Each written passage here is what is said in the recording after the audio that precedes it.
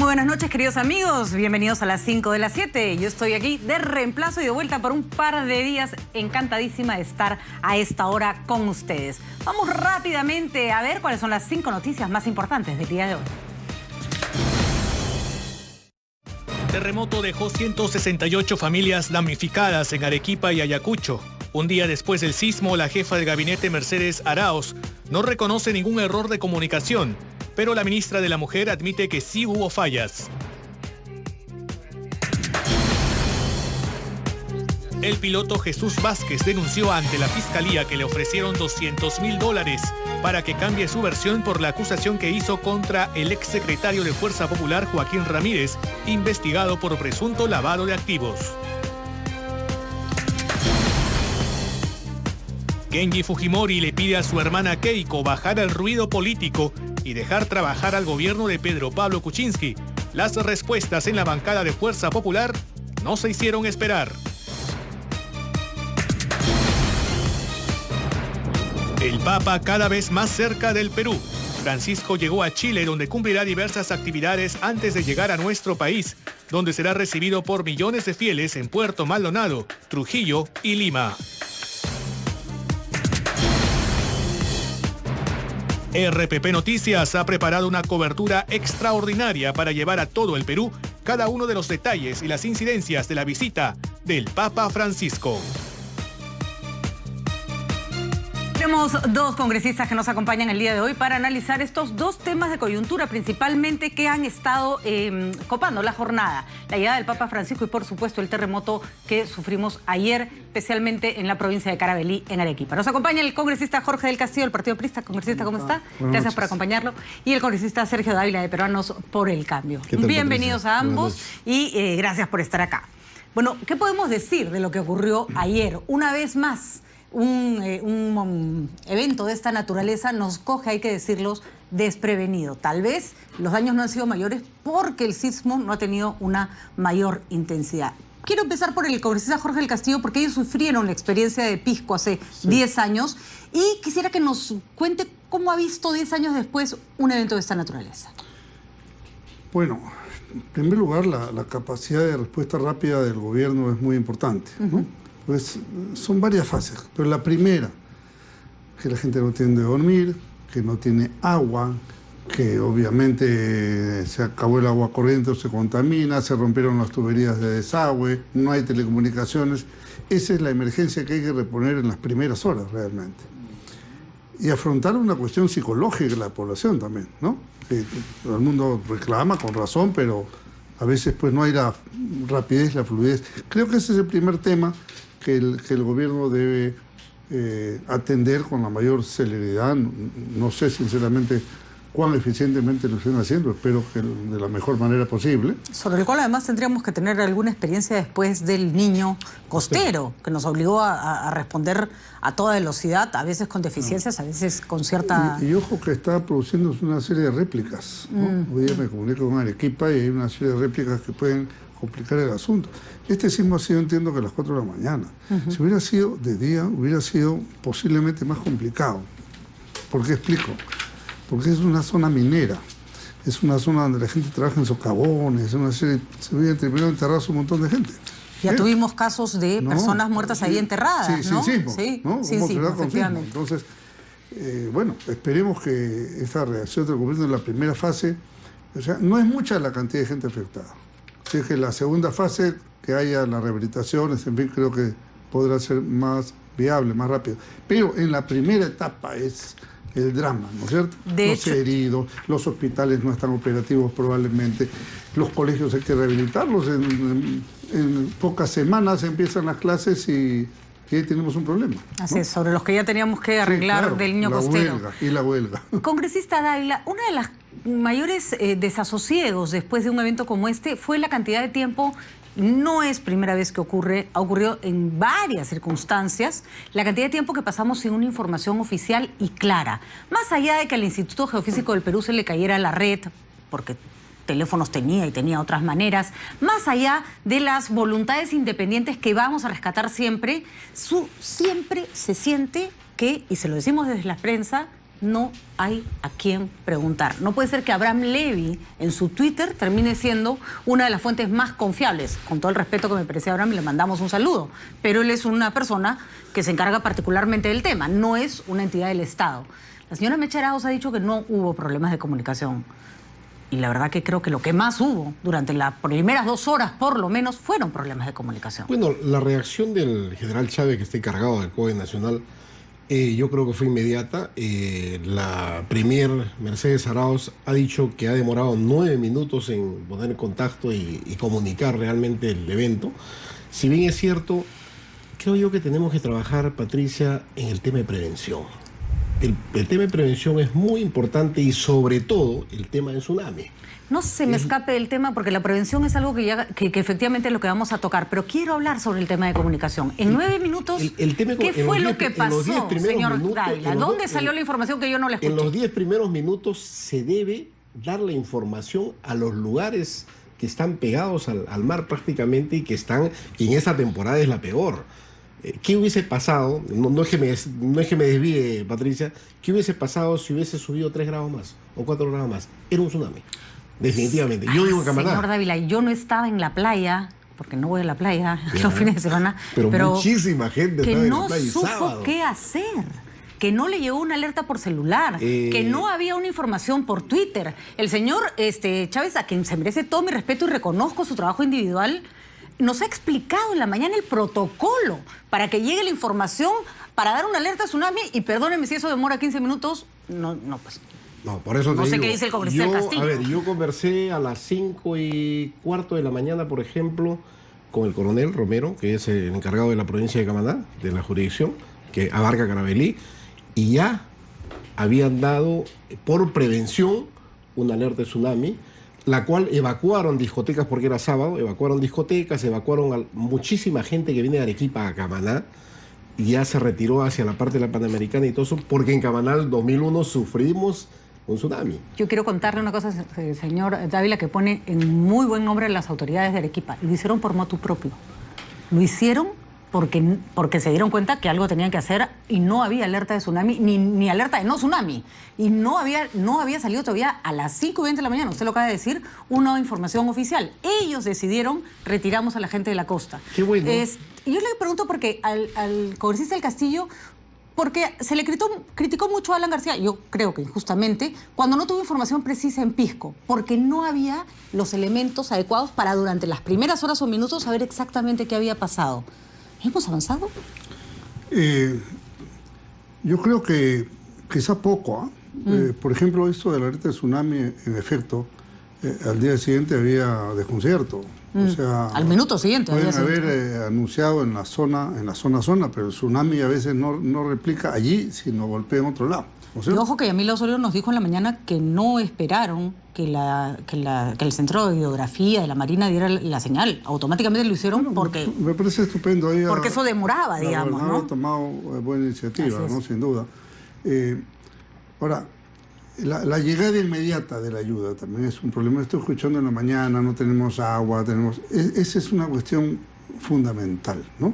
Menos mal que creo que las carreteras no están cortadas. No, bueno, han colapsado en ciertos tramos, pero son situaciones que no... ¿Cuál es la autoridad para ustedes central? Si, por ejemplo, hubiera habido un tsunami, no se dio una alerta, vámonos en el peor de los casos. Defensa Civil es que tiene que dar esa información. Además, tienen el equipamiento para hacerlo. Pero Defensa Civil dice que la información sale del Instituto Geofísico del Perú, pasa por la alerta de tsunamis, pasa por Defensa Civil y después se van al COEN. Y además, recuerde, doctor Castillo, que además hay COER. Pero una ola de tsunami puede llegar en 15 a 20 minutos. De acuerdo. Entonces, si te demoras demasiado, puedes llegar a placer, ¿no? Entonces, ¿debería haber una autoridad única, señor Dávila, de una única voz oficial, como lo hay en Chile, por ejemplo? ¿El señor del ONEMI tiene o no tiene la culpa de que la gente se ahogue si no dieron Yo pienso, alerta de Patricia, tsunami? que tenemos que evaluar un poquito la historia también, porque si bien es cierto, si nos remontamos a Pisco, que fue 3 y pico de la tarde, me parece, Jorge. un poco más tarde, un poco más tarde. Yo estaba al aire. Ahí está. Estaba al aire. ¿Cuál fue? ¿A qué hora? A las 6:30 de la tarde. Debe entrar a las 6 y fue antes de las 6:30. Sí. 6:40. Pero no fue tanto el tsunami lo que afectó ahí. No, Ahí bueno, fue un el terremotazo, tipo, pues. claro, el tipo de terremoto. Pero en el 2001 se llegó a Camaná, En ¿no? el 2001 sí, no estuve en Camaná, pero sí supe lo que, Y ojo cómo que se elevó y todo. que el ¿no? sismo fue 6.9, no pasó los 7 No, puntos. En Camaná fue 7.8. No, señor. 7.8. Según las medidas, medido a la escala de hoy, está en las páginas del A veces IGP. tú sabes estratégicamente. No es estratégicamente, se usó otra escala. La escala es 6.9.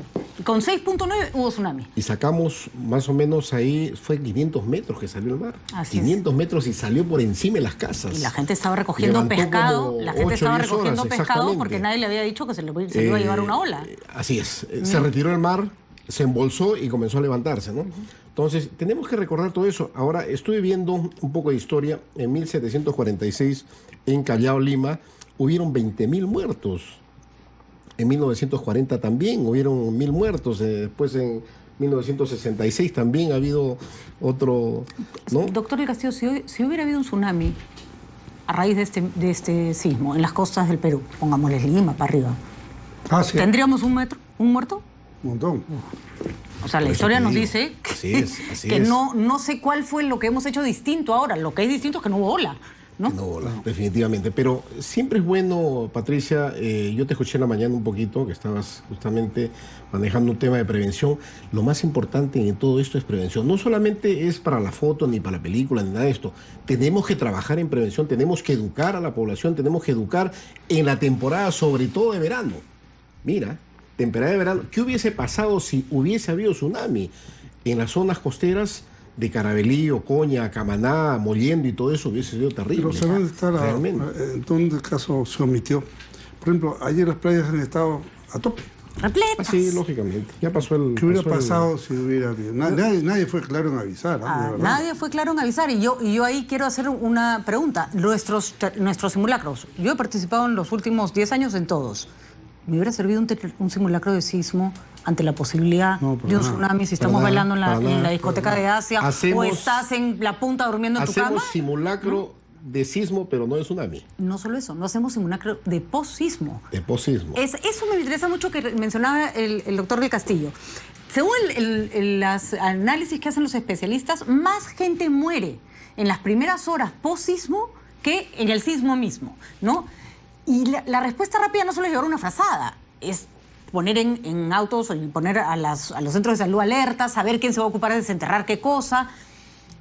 Yo me pregunto en este tiempo, y este no es un problema de uno u otro gobierno, es un problema que arrastramos. ¿Hemos avanzado en algo? Ojo, en todos los planes de gobierno he estado leyendo, entonces está el tema. No, por ejemplo, las lluvias del norte, ¿no? Ya clarísimo, ¿no? La capacidad de respuesta, por más esfuerzos que se han hecho, ha sido absolutamente suficiente. Absoluta, desde todo el punto de vista de salud, de reubicación, de saneamiento. Mal, ¿no? Entonces, yo creo que todavía no está preparado el sistema. La verdad que no está preparado el sistema. Mejor lo asumimos, ¿no? Seguro Claro. tratará de seguir leándolo. Está claro ¿no? que no está preparado el sistema, ni como respuesta de difusión, ni como una... por ejemplo, hubieran podido salir, vamos a ver, 4 de la mañana, un tsunami que sea a las 3 de la mañana. ¿Cómo se entera la gente que está durmiendo? ¿Hay sirenas, hay alarmas? Yo creo hay, que tendría que hay haber formas? sirenas, sí o sí. No hay, No, ¿te das y cuenta? para eso Tendría tenemos que un ser. celular. Ah. Para eso Sí, tenemos pero un la celular. gente ¿no? durmiendo, pero digamos... Porque te suena, pues alguien le escuchará sirenas, la ¿no es cierto? alarma. Puede haber Ir a un tocar la sistema. puerta. No, claro, posiblemente hay pero- un esfuerzo adicional, pero no hay, no existe, no está previsto. El señor ¿Quién Chávez- toma la decisión para empezar? El señor Chávez, que repito, le tengo todo el respeto y siento que está involucrado en un problema, Sin en duda. una estructura deficiente. No es su culpa.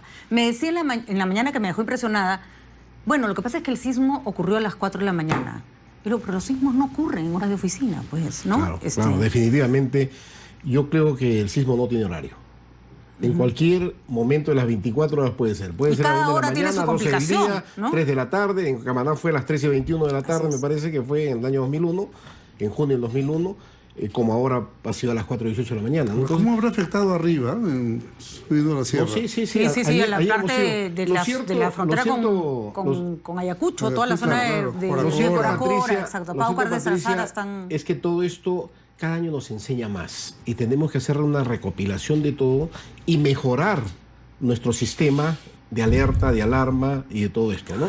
Señor Ávila, hoy día nos ha dicho el señor del Instituto Geofísico del Perú que sí o sí vamos a tener, no un terremoto, sino casi lo que se clasifica como un cataclismo. Por supuesto que sí, si seguimos aprendiendo de a pocos, vamos a terminar todos muertos. El ingeniero ¿Kuroiwa?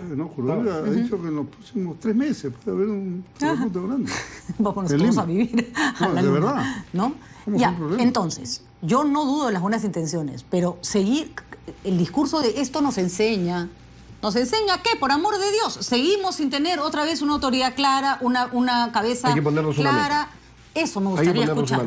¿Desde el Congreso se puede hacer algo? Yo creo que sí. ¿Qué? Conjuntamente con el Ejecutivo, hacer las coordinaciones necesarias, invitar al representante del Gobierno Nacional y establecer parámetros para poder evitar este tipo de fallas o deficiencias. Yo les pongo dos. Hemos puesto el ejemplo del expresidente García tratando de dar una información que no tenía clara. Ese día yo estaba al aire, por eso es que les puedo decir, discúlpenme que me ponga de ejemplo lo desesperante que fue el caos. Vi entrar el señor Octavio Salazar, jefe de la policía en ese momento, pidiendo las ondas de RPP porque su sistema de comunicación con la policía no funcionaba.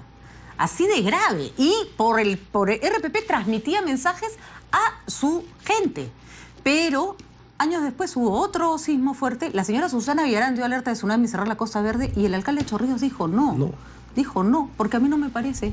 Ya. No puede ser, ahí esa es mi pregunta. ¿Quién decide? No, en este caso, cada autoridad es en este caso el Instituto Geofísico peruano es el que tiene que ordenar a Hidrografía y la Marina en el segundo para ver cómo no ordena nada, le avisa la magnitud del sismo. Eso te digo, ¿no? Entonces tenemos que corregir eso tenemos que establecerlo. Tiene que ser un protocolo simple. Exactamente. El protocolo no es hacer la larga para que no llegue nunca. El protocolo es decir, esta es la autoridad, este es el que le da el dato técnico y este es el que decide. ¿Es alerta de tsunami o no? Porque el día que ocurre una desgracia se van a tirar la pelota a todos. Y lo cierto es que la gente se va a morir. No es un problema. Ahora no anunciaron, recuerda, si crearon un problema, casi le cortan la cabeza a la presidenta. Casi le cortan la cabeza. Pero la presidenta tenía al jefe del ONEMI, que era el responsable. Si él, por las razones que hubiera sido, no anunció, él responde. En el Perú, en este momento, no tenemos esa estructura. Claro que sí. Mira, lo importante de todo esto es que al margen de esa alerta que debe ser más sincera, más franca, más efectiva, yo creo que también el equipo, como COE Nacional, también está respondiendo, Patricia. Creo yo que reconozco que están haciendo un buen trabajo. Me asusta que la primera ministra diga que no hubo problemas de comunicación. Me asusta. Yo prefiero una ministra como la señora Ana María Choquehuanca en la mañana, como el mismo jefe del INDECI diciendo sí, tenemos problemas de comunicación que hay que superar, a ignorar lo que es obvio. No sé qué piensa el señor del Castillo. Bueno, sí, yo creo que definitivamente si ponemos una cabeza se va a resolver el tema, ¿no? Una voz que hable. Todos los medios van a ayudar, que duda cabe, ¿no es cierto? Pero que tenga su propio sistema también de alarma. Por supuesto. Para que le diga a la gente que no está con radio prendido, no está viendo nada, el televisor apagado, el teléfono desconectado. Pero ¿cómo se entera esa gente? ¿No? Los bomberos tendrán que salir rápidamente con sirenas o lo que sea. Hay formas, hay que usar todos los medios, alguno te llegará. Claro. Patricia, en toda la zona costera donde estamos en temporada de verano existe salvataje. Por lo tanto, la Policía Nacional está implementada en todas esas zonas costeras. Ellos deben estar conectados a una alarma que automáticamente tienen que dar. Ahora, aquí entre nosotros, se lo pido al congresista del Castillo, además barranquino de corazón. Sí. Las playas de Barranco son lindas, pero si hay un tsunami... agárrese, porque todos los puentes están sin terminar. Ayer, sin terminar, eso es una... Las playas estaban llenas. Así es. Todas, del sur, las de Lima, todas. Llenas acampando, ¿no es cierto? De gente, con gente ahí. La Costa Verde es una trampa. Hubiera habido un tsunami, era un problema bien grave. Ahora, tsunami es un tema. El otro tema que no podemos dejar... Perdón, pero con un aviso hubieran podido prevenir. No vayan a la playa hoy día por tal razón. Exactamente. Pero esa voz nunca llegó. Nunca llegó, exactamente. Ahora... Tema B, que no solo es la alerta de tsunami o las informaciones pertinentes, porque el tsunami es uno de los problemas, otros son las carreteras cerradas, las zonas inestables, etcétera. Las construcciones. Se nos ha dicho hasta el cansancio que el Perú se va a caer al suelo en un terremoto de las magnitudes que se perciben van a haber. Ayer he estado en Villa Unión. Hemos ido con el ministro de Defensa, hemos ido con varios ministros, hemos ido con el general Chávez y todo eso. He ingresado a una vivienda que ustedes la han visto seguramente por fotos, una casa verde, 3 pisos, era una rosa, una cuestión estrellada, rota por todos lados las paredes y estaba en pie. Estaba en pie. Entonces lo único que he atinado a decirle al alcalde de Villanueva, le digo, alcalde, por favor, tu equipo de defensa civil inmediatamente donde ordenes la demolición de esto y cerrarlo con cinta. Pero si no hemos podido demoler ese edificio que parece una galleta de soda que está ahí nomás en el centro de Lima. Igual, no sé, ese edificio que tiene este ancho, creo. El instituto también hay en Carabalí, un instituto... En provincias, en los pueblos chicos, pues las construcciones son precarias, son de adobe, ¿no? De adobe o si no de bloqueta. No tienen normas antisísmicas. Entonces, el impacto más bien, creo que el saldo es bajísimo, ¿no? De pérdidas humanas o de daños humanos ante la magnitud del tema, ¿no? Sin embargo, hablábamos esta mañana con el académico de la Católica, el señor Marcel Brondet, especialista además en temas de ingeniería sísmica, y nos decía que hay propuestas desde la academia y el sector privado. Hay manuales de construcción para la autoconstrucción que podrían venir dentro de las bolsas de cemento. Los municipios tendrían que tener ingenieros. Patricia, el Colegio de Ingenieros ha dicho que los chicos... autorizar la licencia de construcción. Por lo tanto, los planos tienen que ser revisados por el colegio, un miembro del Colegio de Ingenieros. Ver, vamos a ponernos realistas. Así es. La autoconstrucción va a continuar mientras el proceso sea una complicación, ¿no? Nos decía, por ejemplo, el rector de la UNI, que ellos han propuesto que los estudiantes que egresan de ingeniería vayan a asesorar a las personas en la autoconstrucción. La autoconstrucción no va a terminar. Pero la autoconstrucción en lugares donde se invade. Cuidado, porque en lugares formales urbanos ninguna municipalidad te va a permitir que autoconstruyas, salvo que sea Perdón, señor Dávila, ¿y el edificio Galleta dónde está? Por eso te digo, pues, ¿dónde está la municipalidad en todo caso? ¿Dónde está la oficina de obras públicas, de licencias? La autoconstrucción es una realidad. Es que, Patricia, escúchame una cosita. No es que quiera contradecirte.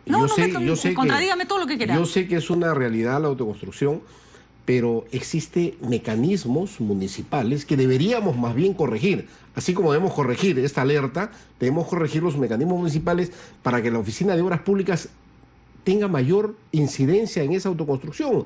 Hay, especialistas que están todos los días rondando para cobrar la licencia de construcción o para paralizar la obra. Entonces, cuando tú vas a sacar una licencia, presentas tus planos para que sean calificados por la municipalidad. Y esos planos están calificados por un miembro del Colegio de Ingenieros. Viene a calificar a él, visto bueno. Y eso funciona en Acaribe y Unión, en todos estos sitios. En todo el país, en todas las municipalidades. Para todas las municipalidades. Usted vive en Suiza, creo. A ver, yo no vivo en el mismo país, creo. Jorge El Castillo ha sido alcalde y nos puede decir hasta dónde está. También, ¿no? Justamente, a ver, cuénteme, doctor Castillo, ¿no es ese proceso el que aleja a la gente de la construcción formal, ¿no? Esa y, por supuesto, las condiciones económicas, ¿no?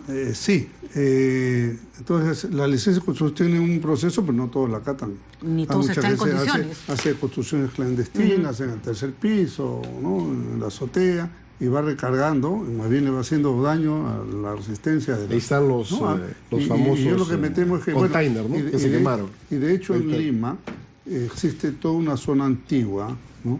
Que si bien es de quincha y está probado que resiste los terremotos, pero también hay unas zonas que ya están a nivel de colapso. Ahora, en provincias, yo no sé que si funciona muy eficientemente esto de las municipalidades, porque de repente no tienen ingeniero, ¿no? De repente el Colegio de Ingenieros no llega a esa provincia. Se han ofrecido para que los alumnos que salen de ingeniería hagan una especie de CECIGRA. Eso me parece bien. Nadie les ha hecho caso. Tienen firmado un convenio, ahí está, ¿no? Firmado el convenio, ¿no? Pero igual, Jorge, debemos corregir eso. No sé, claro. Creo que hay que corregir eso, porque yo he sido alcalde 2007-2010 en Camaná, y normalmente el equipo técnico venía cada 15 días a poder aprobar los planos. El equipo técnico, estamos hablando, venían de Arequipa.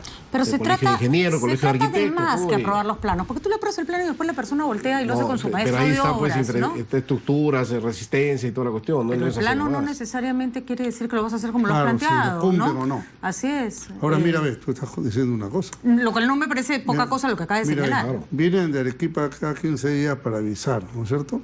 Para revisar y aprobar. Quiere decir que en la provincia no tenías el equipo suficiente. Menos, pues, olvídate de Chala, de esos, olvídate. A todos debe venir, a cada provincia debe venir. Entonces, viene gente de defensa civil, viene colegio de ingenieros, viene colegio de arquitectos, los técnicos que están ahí en la municipalidad y todos aprueban. Por lo menos es lo que yo dejé. Ahora, si no se está haciendo, quiere decir que se está retrocediendo. Ahora, digamos, lo que hay que tomar son medidas rápidas para establecer protocolos fáciles, ¿no? Claro. No solamente de anuncio, prevención, datos, sino esto que estás diciendo. Claro. Porque si estamos ante la inminencia de un problema, sísmico, pues tenemos que tomar medidas rápidas, rápidamente. y realistas. ¿No? Claro. Además Realistas. que sabemos que la zona de Caravelí, la zona de la placa de Nazca y todo eso son zonas altamente sísmicas, Ocoña y todo esto, ¿no? Entonces, políticas de Estado es una de las cosas que nos hacen falta a gritos en esta materia. No políticas de Estado de vivienda, construir, que creo que algunas cosas se avanzaron, ¿no? Pero no sé si el Banco de Materiales hay que reconocer que fue una fuente de corrupción y de robo. Sin embargo, en un momento funcionaba de una manera interesante. No sé si hay programas así ahora, por ejemplo. No sé si se acuerdan. Te prestaban materiales, pero te prestaban los materiales con un plano que tenías que seguir y solo te los daban si es que el ingeniero iba y asesoraba que la obra se construyera como tal. Eso sí, ¿no? Funciona. El tema es la construcción irregular, ¿no es cierto? La construcción irregular, esa que no tiene planos, que sabe Dios, ¿no? Que sacan una licencia para cumplir, pero construyen más, ¿no? Y a veces no hay la supervisión suficiente. Así es. Yo creo que lo peor es la educación, zonas, ¿no? Yo creo que lo peor es las zonas vulnerables, Patricia. ¿Se las refiere zonas vulnerables donde se dan a veces certificados. Los pisos. Claro. Bueno, ni hablemos de vivienda rural. Se sabe que el adobe básicamente se desploma. Así es. ¿No? Ahí hay que ver también cómo se les ofrece una alternativa a las personas que tienen que construir con adobe, pues no hay plan B. No llevar un ladrillo. Hay que amarrarlo con un poco de alambre. O con sogas, efectivamente. Claro, y eso, ¿no? Sí va a ser una vivienda bastante resistente. O si no, prefiere, como dice Jorge, con quincha. Bueno, congresistas, nos sobran ideas y voluntades. Están las universidades para poder dar las indicaciones necesarias, como decía. Hay mucha investigación sobre eso. Exacto. Nos sobran ideas, nos sobran proyectos, nos sobran voluntades. En Caylloma se tiene que construir con adobe, sí o sí. Hay adobe estabilizado tipo México. Y efectivamente hoy día aprendí que la quincha era el mejor material, solo que curiosamente es caro. Y más fresco, usted. Así es, si usted vive en casa de quincha, esté tranquilo. Al menos que sea muy antigua, como decía el congresista del Castillo. Vamos a una pausa, regresamos. La visita del Papa en el Perú, el tema de Joaquín Ramírez y el pleito entre la dinastía Fujimori. Ya volvemos. Seguimos en las 5 de las 7 y estamos con los congresistas Sergio Dávila y Jorge del Castillo, que nos acompañan para analizar los temas de coyuntura. El segundo tema es uno que se vuelve a reeditar. Acá parece que los problemas nunca se acaban ni se resuelven. Y es que, no sé si ustedes recuerdan al piloto Jesús Vázquez. Él fue el que denunció en medio de la campaña presidencial, ya casi al final, hay que decirlo, que el señor Joaquín Ramírez le había comentado por teléfono que tenía que lavar 15 millones de dólares, de alguna manera relacionados con la campaña de la señora Fujimori. Bueno, el tema se negó en 8 idiomas, se trató muy mal de parte del partido de Fuerza Popular. Al final hay que decirlo que casi le costó probablemente la presidencia a la señora Keiko Fujimori. Se dijo que era una patraña, una mentira. Resulta que ha salido nuevamente el señor Vázquez a decir que se le ofrecieron $200.000 para que cambiara su versión. Se habla además de la existencia de 40 audios más y al señor Joaquín Ramírez, hay que decirlo, hay una suerte de desbalance patrimonial, no lo podemos asegurar, pero sí una cantidad de dinero importante en su haber que no queda claro necesariamente cuál fue su origen. Probablemente esta vez, otra vez, se hable de ataques políticos. ¿Cuánto sustento tienen estas investigaciones a su criterio y qué deberían hacerse con ellas? Mira, me da la impresión que esta es una conversación, digamos, real, ¿no? Espontánea, entre dos sujetos. Uno está tratando de convencer al otro, el otro le pide más plata. Ahora, ¿quién la grabó? No se sabe. De repente uno de ellos lo ha grabado al otro. Lo cual no es ilegal el audio, por cierto. No es ilegal grabar tu propia conversación, así ¿no? Es. Pero estamos ante el hecho concreto que como que cierra un círculo que estaba ahí medio pendiente. Entonces, el tema justifica plenamente profundizar la investigación y tomar medidas, ¿no? Yo creo que ya el tema estaba medio olvidado, pero no, vuelve a tomar actualidad. Ahora, debe haber, esta es una grabación, debe haber muchas más grabaciones. Se habla de 40 audios más. Es posible, es posible. Entonces, el tema... Claro, trata de desmentir, no, eso nunca pasó, estábamos bromeando, siempre hay salidas de ese tipo, pero no, estamos ante... Porque inclusive entiendo que hay mensajes de texto, ¿no? que como que reconfirman el tema.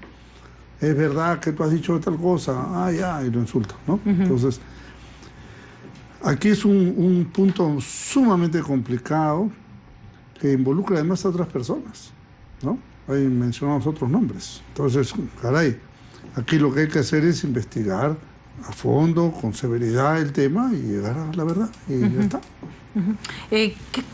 ¿Cómo debería actuarse en este contexto? Porque, vamos, el fujimorismo está en una situación interna complicada. El país está en una situación complicada Todo también, se donde complica. el que no cae resbala y Todo todos se tienen una complica. investigación pendiente. Ni el presidente de la República se salva de esta suerte Bueno, de mira, marea que se está arrastrando a todos nuestros políticos. Definitivamente esto está en manos de Fiscalía.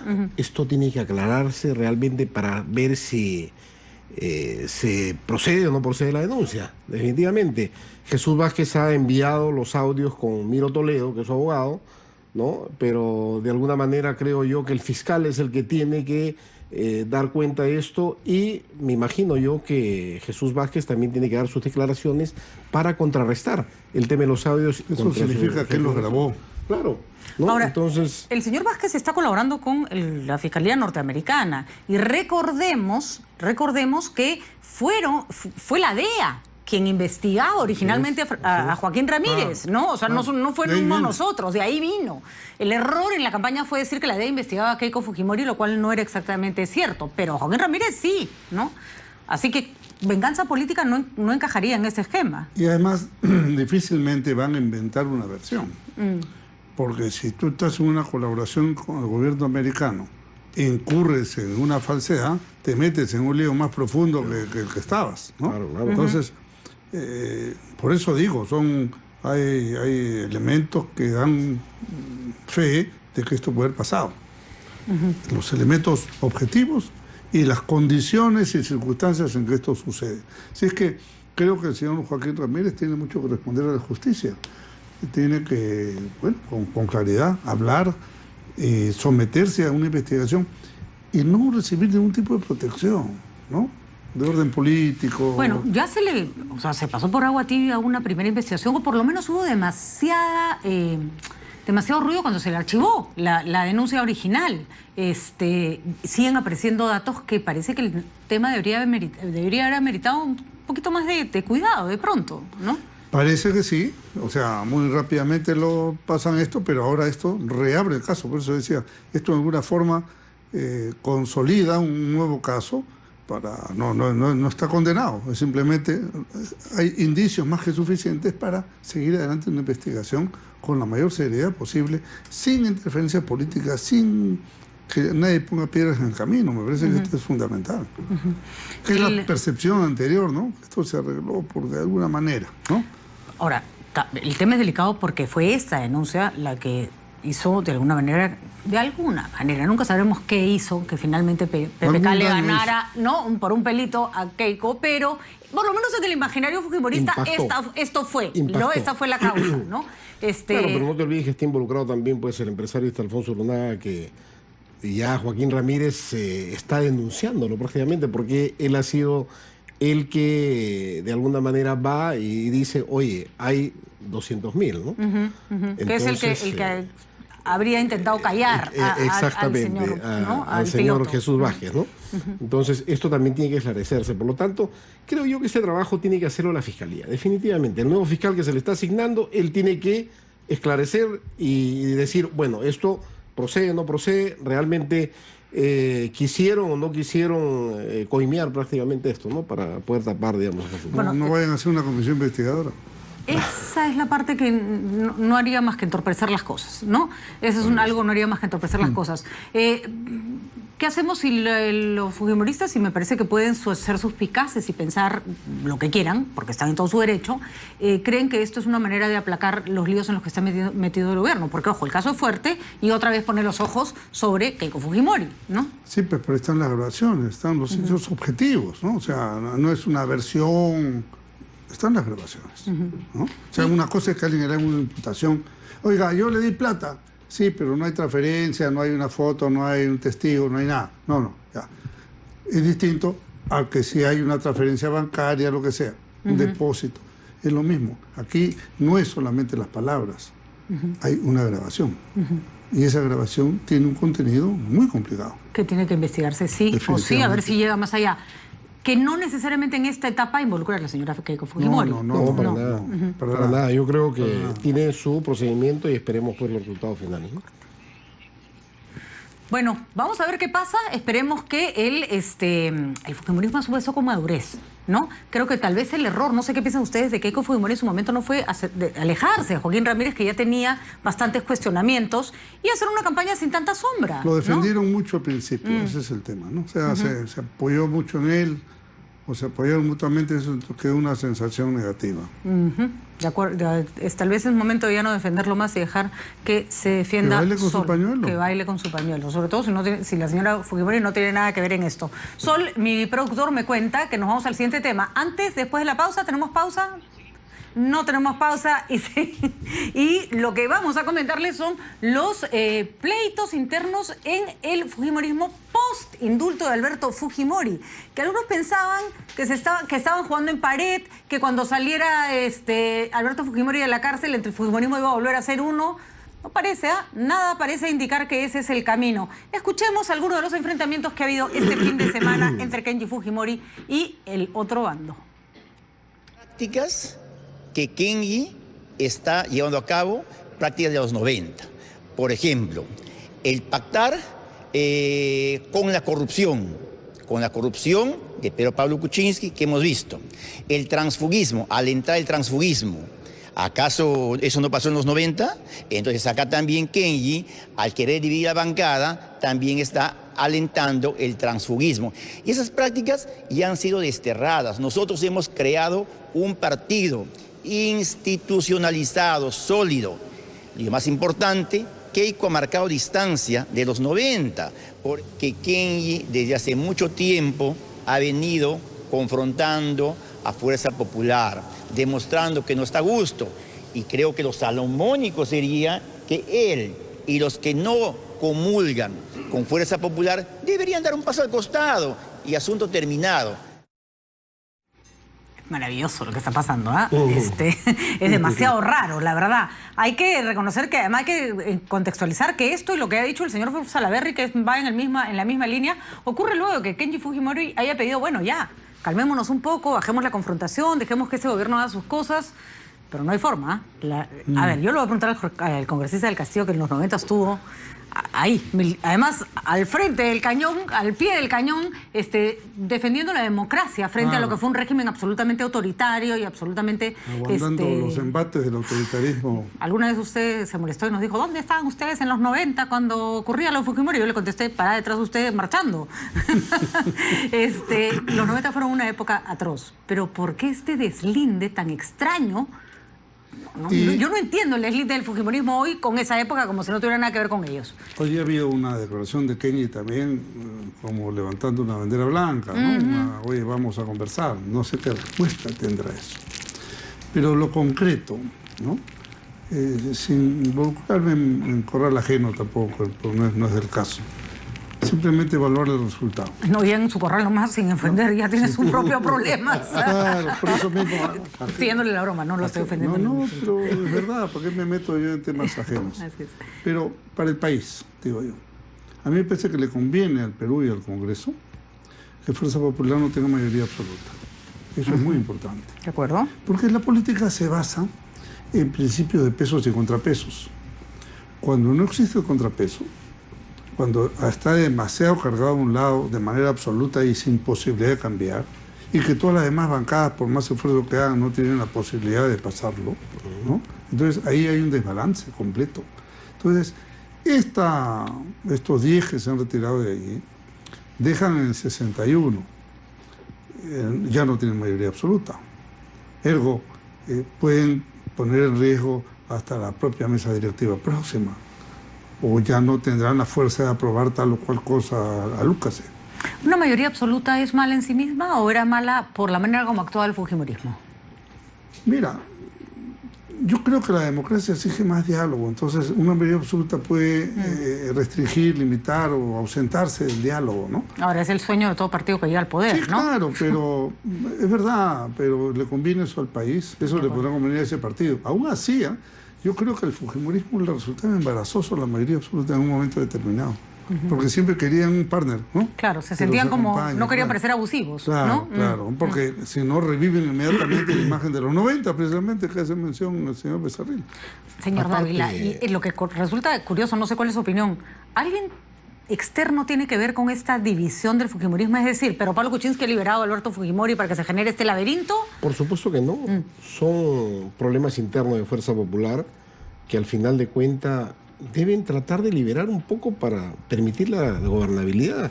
Acordémonos que año y medio estamos paralizados con el país y esa paralización ya pasa pues de ser únicamente una paralización a un parálisis permanente, porque ese enfrentamiento que ha habido entre Ejecutivo y Legislativo, querramos o no, aunque digan que se ha dado todas las facilidades, no podemos nosotros olvidarnos de todas las interpelaciones, las censuras, de todo lo que ha habido.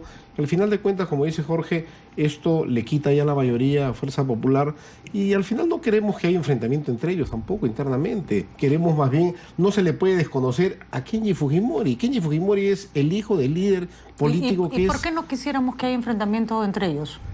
Pregunto no, nomás, no es mi interés, pero... No es que yo particularmente no quisiera que haya, más bien que haya un diálogo, una conversación, un entendimiento. Por el bien de Fuerza Popular y por el bien del país, definitivamente. En el momento que Kenji Fujimori proponga algo, que de repente Keiko le diga, oye, está bien. ¿Y sería malo dos fujimorismos para el país? ¿O dos vertientes del fujimorismo para el país? Esperemos que no llegue a eso. Esperemos que no llegue a eso. Si es que llega... Le pregunto al congresista Castillo su opinión. Bueno, son datos de la realidad. Si se producen, se producen, ¿no? Hay muchos partidos que tienen varias tendencias. Y su origen en la división de uno, ¿no? Entonces, no se hacen problemas por eso, ¿no? Y tienen unidad en algunos temas, pero tendencias en tal o cual otro tema. Eso maneja en muchos partidos modernos. Y desde su análisis político, porque ustedes son políticos y conocen el tema desde adentro, ¿cómo se explica la caída en la popularidad de Keiko y la subida de Kenji, a pesar de que hay más gente en contra del indulto hoy de lo que había antes? O sea, hay un componente bien complicado, un enroque bien complicado. Pero como tú comentaste en la mañana, tampoco la bajada no es tan dramática. Sí, es verdad. ¿No es cierto? Es verdad. Sí. Oye, bajó 3 puntos para una aprobación, pero sigue teniendo más del 50% de aprobación. ¿No? Esa es una realidad. Ahora, lo que pasa es que ha habido una imagen de que Kenji ha operado bien, ¿no? O sea, mucha gente subestimaba a Kenji, digamos. No, fue un muchacho, pero más nada. Pero en eso te hace un enroque, ¿no? Y saca el papá. ¿Le parece un buen político o un buen muchacho asesorado correctamente?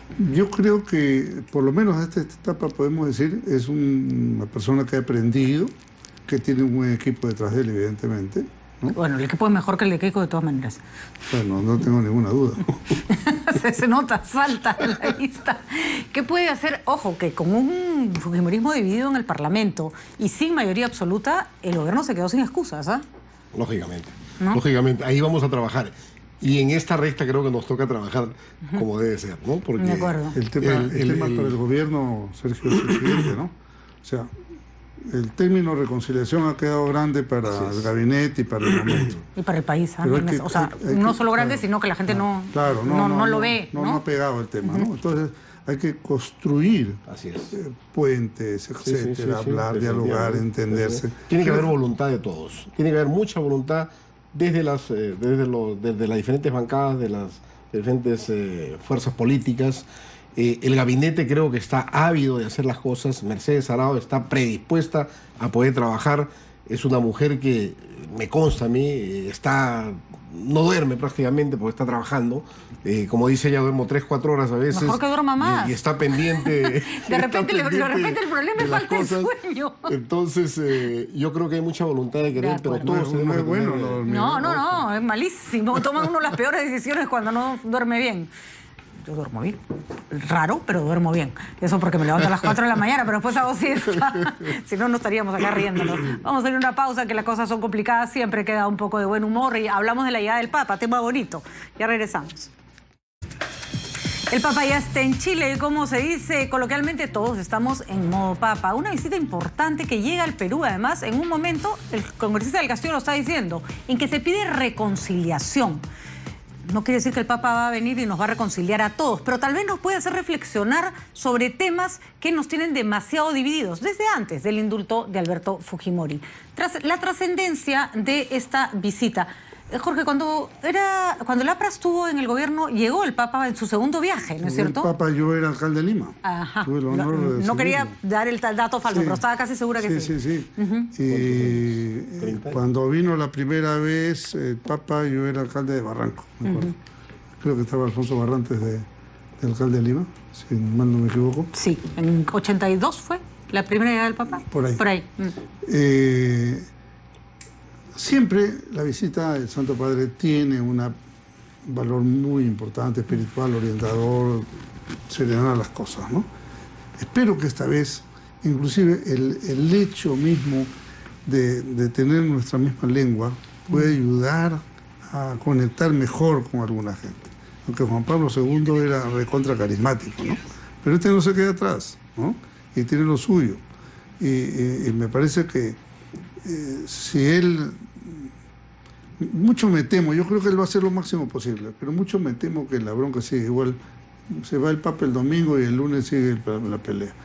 Entonces, creo que hay que hacer un esfuerzo para evitar eso, ¿no? O sea, ojalá diera algunas pautas del Papa o ayudar a algo, o hubiera un encuentro donde la gente... Ejemplo, si va a ir a Palacio, yo espero que de gobierno inviten a Keiko, inviten a diversos personajes. Claro, sí, tienen que invitar a todos. Las víctimas del terrorismo que también han quedado, yo creo, que se han quedado o sea, como fuera de la discusión del indulto que tenían que ver. No vaya a ser que se quede entre ministros, algunos parlamentarios y diplomáticos. Y ¿no? curiosos. Tienen que poner algunas gentes que ayuden y que esa presencia sirva para eso. Y que no es un figuretismo. A ver, ¿usted qué opina, señor Dávila? ¿No es cierto? Es una oportunidad. Yo confío en que Alfonso Grados va a dar los tips necesarios, ¿no? Quiere decir, como dice Jorge, tiene que invitar a todas las tiendas políticas, porque esto no es una situación que vamos a dividir, oye, acá está Fuerza Popular, acá no, acá están los hermanos peruanos. Y yo creo que todos debemos estar invitados y convocados. Esta es una visita histórica. Así es. Esto es una visita donde nos llena de fe y esperanza. Acuérdate que está empezando en enero por Chile, en el 2018 por Chile y luego Perú. Así es. El Papa está llegando el día 18, me parece. Yo he visto muchos casos en que algunos personajes terminan resentidos porque llegó por decir que el rey de España no lo invitaron. ¿No? ¿Entiendes? No. Esos actos protocolares pueden ser importantes para conectar a la gente, para hablar unos minutos, para crear la siguiente cita, para generar un ambiente apropiado. Habló el político Jorge del Castillo, que además con inteligencia para manejar una visita de esta trascendencia. Armando Canchaya está en Chile. Él ha seguido al Papa todo su camino desde la salida, desde Roma. Además le ha regalado por parte de RPP Noticias una réplica del Señor de los Milagros. Y Armando, hemos visto la foto con lo cerca que estás del Papa Francisco y nos morimos de la envidia. Cuéntanos un poco cómo ve el viaje. Buenas noches. Bueno, el viaje terminó felizmente, ¿no? Porque era bastante largo. Mira, iban a ser casi 16 horas, felizmente fueron 15, o casi 15. Bueno, pero igual es largo, por eso es que el Papa mismo cuando se acercó a saludarnos nos dirigió unas palabras y nos dijo que nos agradecía y que nos preparábamos porque este viaje iba a ser duro. Y efectivamente es muy intenso, las actividades están pegadas una con otra y nosotros tenemos que ir de un lado para otro. Y el momento que tú mencionas, Patricia, ha sido por supuesto el momento más importante para los periodistas, es el momento en el que realmente es un vuelo distinto solo por esa parte, porque el resto del vuelo es un vuelo común y corriente. El Papa tuvo un gesto de regalarnos una fotografía con la que él quería además decirle a nosotros y al mundo sobre las consecuencias de la guerra, esta imagen terrible del niño que está llevando a su hermanito muerto en la espalda después de la bomba de Nagasaki. Una cosa que nos impresionó a todos. Él dijo que a él lo conmovió y por eso quería compartir. Y luego, por supuesto, ya el momento del saludo personal, el Papa se tomó el tiempo de saludar a los 73 que estábamos en el avión, uno por uno. Lo que da cuenta de su humanidad y de su sencillez. Armando, algunos temas que sospechas van a ser el fuerte de su visita. Uno de sus temas importantísimos siempre ha sido, por ejemplo, la migración y el cuidado de las personas que tienen que ir a otros países o moverse para poder sobrevivir.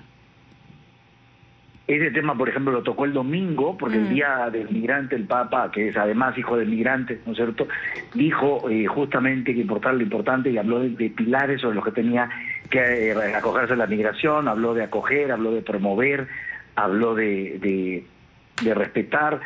Y también hay otro tema que es muy importante y que vamos a ir viendo también a lo largo, seguramente, del viaje en el Perú, y es la preocupación por la Amazonía. El próximo año hay una reunión muy importante a nivel de la Iglesia justamente sobre la Amazonía, y por esa razón estoy seguro el Papa va a expresar su interés justamente por el cuidado del medio ambiente y por de esa parte tan importante. Eso me parece que va a ser uno de los temas que va a ir cobrando fuerza, porque se habla mucho en Roma de este tema. Por supuesto, y eso explica además su visita a Madre de Dios. Armando, para ir cerrando, tu agenda mañana. Bueno, mañana intensa, porque mañana es la misa aquí en Santiago, muy temprano hay que estar acompañando al Papa, y hay después también va a una cárcel, la cárcel de mujeres, donde el acceso es muy restringido, y después se da la reunión también con obispos y religiosos aquí en Chile. Intensa la jornada del Papa. Debo decir también que esta bienvenida no ha sido una bienvenida popular como la que nosotros imaginamos y estamos seguros habrá en el Perú. No ha habido calles llenas de gente, tampoco banderolas llenas como alusivas a la visita del Papa, y además una ceremonia algo breve, ¿no?, muy discreta, muy poca gente en el aeropuerto, a diferencia de otros recibimientos que se ha visto a un pontífice. Curioso lo que nos cuentas, Armando. Ya iremos tratando de analizar, vamos a ver qué dice la prensa chilena y los analistas sobre esta inicial frialdad que estamos seguros que en el Perú no se va a dar. Tiempos difíciles para todos. Gracias, Armando, y gracias por transmitirle a través de tu abrazo y de tu saludo, el abrazo y el saludo de todos los peruanos al Papa Francisco. Estamos en contacto contigo todos estos días. Buenas noches. Perfecto, Patricia. Chao. Bueno, yo les agradezco a mis dos invitados el día de hoy. Creo que lo hemos pasado bastante bien, que ha sido muy ilustrativo. Sí, la gente del Papa es recargadísima. Recargadísima, Realmente, efectivamente. No sé, va a venir cansado de Chile. En fin. Yo admiro, admiro. 19 en Puerto Maldonado, Así 20 es. en Trujillo y 21 en Palacio. Efectivamente, es en la agenda, así que estaremos nosotros, por supuesto, transmitiendo todos los detalles de esta visita. Gracias por estar con nosotros. Y solo una aclaración, porque me parece bien aclararlo. El presidente Pedro Pablo Kuczynski estuvo en Arequipa y se le acercó una niña a preguntarle cuánto me van a poner agua. Y el presidente le enseñó el mar y le dijo, ahí está el agua. Y la gente lo ha interpretado como una burla. Es que va a haber una planta de desalinización. Va a haber una planta de desalinización. Esa agua se va a llegar a casa de la niña. Y el presidente, eso era lo que estaba explicando. Así que yo creo que podemos estar en desacuerdo con el presidente en un montón de cosas, pero no satanicemos unas palabras que no se estaba burlando de una criaturita. No había mala voluntad, había creo que una falta de comprensión del contexto en el que se dijo. Por lo demás, podemos seguir criticándolo en otros aspectos. Gracias, señores. Gracias a ustedes. Mañana también los acompaño. Nos vemos mañana, como siempre, en las 5 de la 7.